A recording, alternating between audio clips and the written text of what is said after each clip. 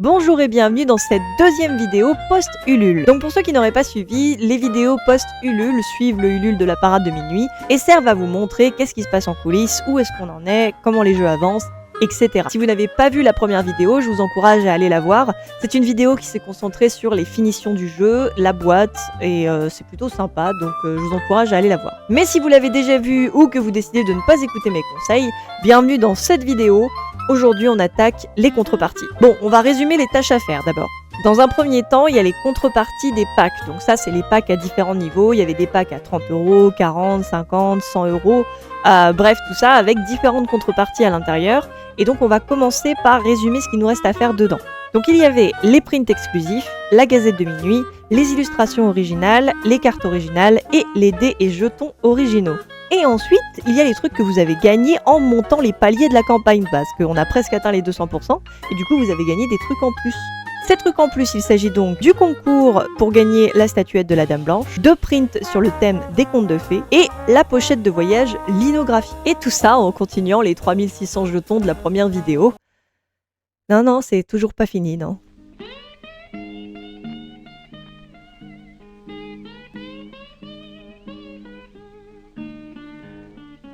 Une partie des prints avait été fait avant et pendant la campagne, donc ça c'était fait, mais il me restait quand même 2 prints en couleur à faire et les 2 illustrations sur les contes de fées.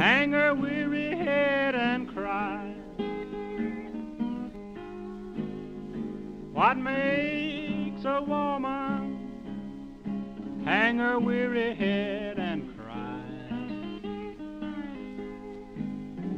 when she starts to tell one more than two and one sentence horror stories I was already good at, so 1 + 2 that I practiced equals 3. J'ai adoré faire cette petite série, car c'est vrai que même si c'est un projet de jeu de société et en fait il n'y a pas vraiment besoin de développer le lore au-delà de ça, et ben j'aime bien le faire, du coup c'est pour ça que toutes les illustrations ont des petits détails un peu intéressants sur les personnages. Ah, j'avais oublié de le noter aussi dans mes notes, mais on a aussi fait un vote pour savoir quelles illustrations allaient être mises en print, parce que j'ai fait 5 ou 6 illustrations, j'arrive plus à me souvenir, en couleur qui étaient destinées à être présentées pendant le Ulule. Mais il n'y en a que 3 d'entre elles qui vont être des prints exclusifs à la parade. Et pour les autres prints, ils seront disponibles quand même à la vente, mais plus tard. Donc voilà, c'est bon de le savoir. Pour les illustrations contes de fées. Bon, déjà, première question, pourquoi est-ce qu'on a rajouté ces illustrations-là? Et en fait, j'avais envie de faire une petite référence sympathique au live lecture de contes de fées qu'on a fait pendant toute la période du Ulule. Sentir ému de compassion et lui donnèrent le cercueil que le prince fit emporter par ses serviteurs. Mais il advint qu'ils butèrent sur une pierre et le choc fit tomber Blanche-Neige. Le choc fit que Blanche-Neige vomit le trône. J'ai très mal lu, et du coup j'ai rendu l'histoire encore pire. J'ai imaginé son cadavre qui se pète la gueule dans la forêt. On va lire Le Petit Chaperon Rouge, les gens. Il était une fois une petite fille de village, la plus jolie qu'on eût su voir. Sa mère était folle, et sa grand-mère était encore plus folle encore. D'ailleurs, si vous les avez loupés, ils étaient vraiment très très drôles. Je vous encourage à regarder les rediffs qui sont sur ma chaîne de rediff, juste en dessous là. Donc voilà, n'hésitez pas à aller voir si ça vous intéresse, c'était vraiment très très marrant. Et donc j'ai décidé d'illustrer 2 des contes de fées qu'on a lus pendant les lives, mais en leur donnant un petit twist sympathique. Donc il y a évidemment Le Petit Poucet d'un côté et La Belle au Bois dormant de l'autre. Alors je suis très très fière de ces illustrations, c'était vraiment très cool à faire. Et c'est pas impossible que j'ai envie de faire quelque chose avec ça dans le futur, donc encore une fois, stay tuned. Donc une fois que j'ai fini les illustrations, vous connaissez la musique, je les prépare sur InDesign, puis je les envoie à l'impression. Et une étape de fini, c'est donc l'heure de passer au montage des boîtes. Dans cette session de fabrication, on a Bébert qui est avec nous. Tu voudrais être dans le making-of ou pas en fait? Bon bah nickel alors. Du coup on a Bébert ici qui va m'aider parce qu'on a 300 boîtes comme ça. Donc comme vous voyez on a ici le dessus de la boîte, on a le fourreau qui est là, on a le dessous, l'intérieur et on a ça plus ce qu'il y a là ici dedans. Donc On a du boulot. voilà, allez, c'est parti. Et oui, au milieu de tout ça, il a fallu que je fasse venir Bébert de l'autre côté de la France pour m'aider à monter des boîtes de jeux. Sachez, elle avait envie de monter ses boîtes de jeux. Hein. J'exploite mes amis, mais pas trop. Donc au début, le vrai challenge, ça a été de prendre le rythme, trouver la technique la plus efficace. On a essayé différentes choses, entre monter d'abord tous les couvercles et après les intérieurs, ou faire une boîte d'un coup. Et finalement, on s'est rendu compte que faire une seule boîte d'un coup, c'était beaucoup plus efficace. On est jour 2 de la fabrication des boîtes et on a déjà fait tout ça. Donc hier on a commencé un peu tard, donc on n'a pas fait tant. Mais aujourd'hui, du coup, on attaque avec le saut du lit. On continue et on essaie d'en faire 300 aujourd'hui, d'accord? Allez, go! Go.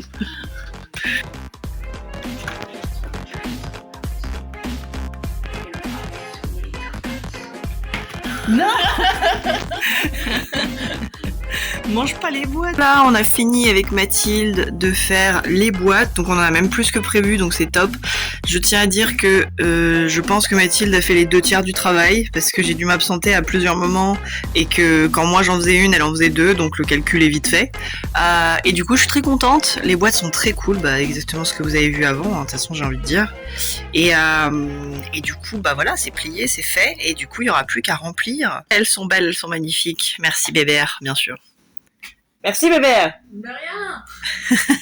Et là, on attaque la Gazette de minuit. Faire un fanzine narratif qui développe le lore et qui a plein de petits éléments cachés, qui mélange du texte et de l'illustration, c'est vraiment quelque chose que j'adore faire. Et du coup, c'était vraiment un plaisir de la fabriquer. J'avais plus grand chose à finir, des simples corrections et une petite séance photo pour présenter un peu le projet.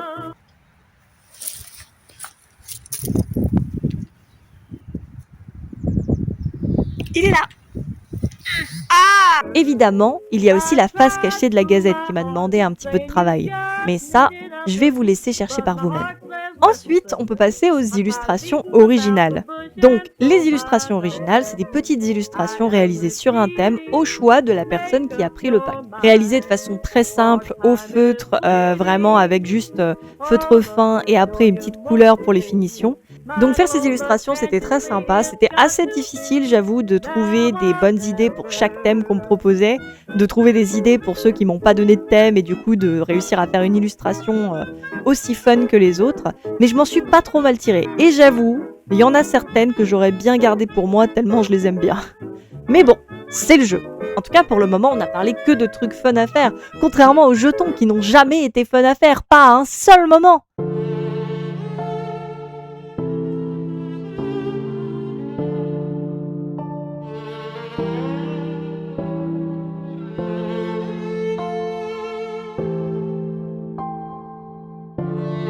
Oublions cette partie-là et parlons des trucs faciles à faire. Dans les trucs faciles à faire, il y avait les dédicaces à faire sur les cartes originales, mises sous sleeve pour les protéger. Elles vont ensuite être mises dans une petite enveloppe noire et tout ça pour qu'elles soient vraiment nickel protégées et tout ça. Mes petits monstres sont prêts, je sais lesquels vont être envoyés. Elles sont évidemment réparties de façon aléatoire entre les participants. J'espère que vous vous occuperez bien de mes petits monstres parce que donner les cartes originales du jeu, c'était plus émotionnel que ce que je pensais que ça allait être. Mais au final, ça me fait plaisir. Ensuite, les dés de Dirty 20 Dice. Donc là, super facile, les pieds sous la table, aucun travail à faire. Je suis sûre que ça ne représentait pas du tout des heures et des heures et des heures de travail. Évidemment, beaucoup de boulot du côté de l'artisane, un résultat au top. Et je suis fan du rendu des dés et des jetons. Ils sont magnifiques. Et côté jetons, on en est où alors ?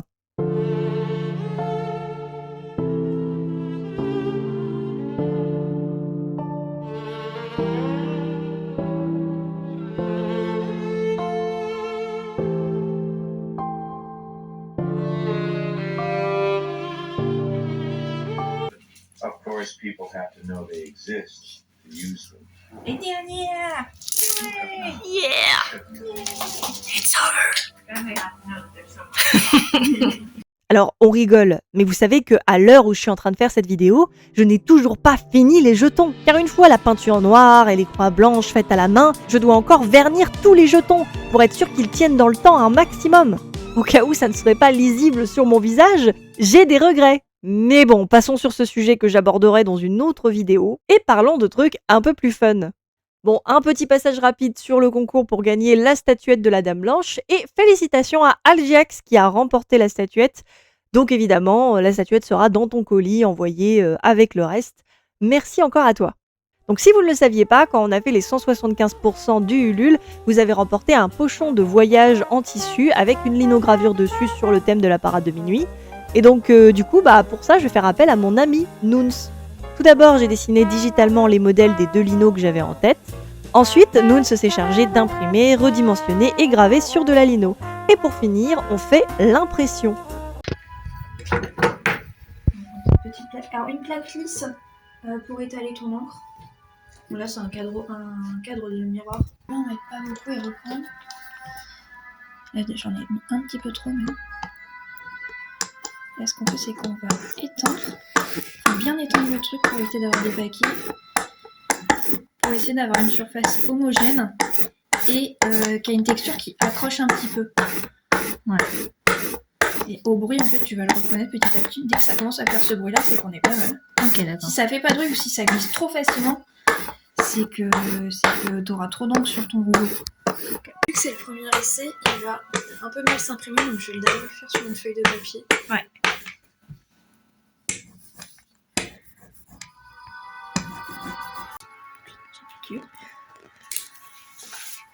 Et là intervient la cuillère.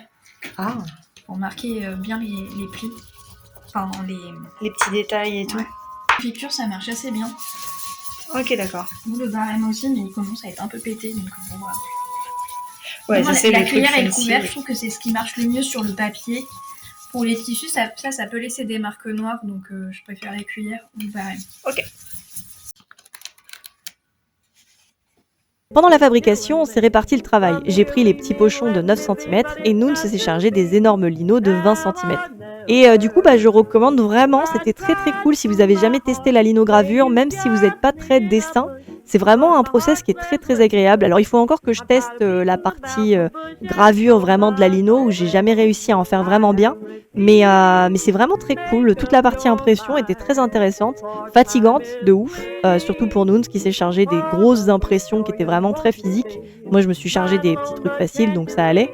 Mais franchement, je recommande la linogravure, c'est une activité que je referai. C'est vraiment très cool. Ah, il est trop cool. À l'envers. Ah, tu as mis un verre? Ah merde. J'étais en mode, c'est pas grave en vrai. Ah, ce sera le collector celui-là. Fait par toi. Ça sera celui d'Anisia. Et voilà, Anisia, t'as le tien. Oh non. Je fais attention à ça. Et après 2 jours de travail, on avait fini toutes les linos de la parade de minuit. Donc pour rappel, ça fait 300 petites linogravures sur les petits pochons de 9 cm et ça fait environ 200 grandes linogravures sur les pochons de voyage. Donc voilà, un gros morceau. Évidemment, je pourrais arrêter la vidéo là, on a fini les contreparties, c'est cool, tout ça, allez à la revoyure.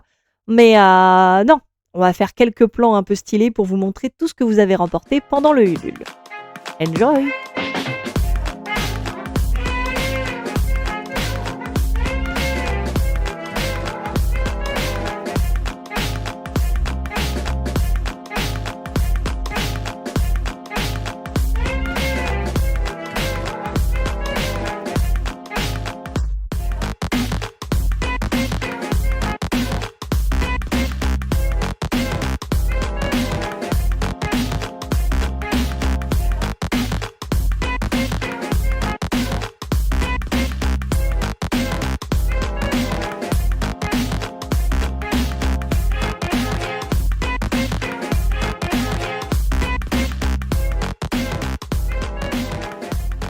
Et voilà, c'est fini. Merci beaucoup d'avoir regardé cette deuxième vidéo de l'après Ulule. J'espère que ça vous a plu. Au moment où je vous parle, j'ai tout. J'ai les jeux, j'ai les boîtes, j'ai les contreparties, j'ai les boîtes d'envoi. Donc, il me reste plus qu'à monter les boîtes, tout préparer, organiser les IRL. Donc, la prochaine fois que vous verrez une vidéo de la parade de minuit, eh bien, vous aurez déjà vos jeux en main et j'ai trop hâte de vous voir tester le jeu, j'ai trop hâte d'entendre parler de vos parties.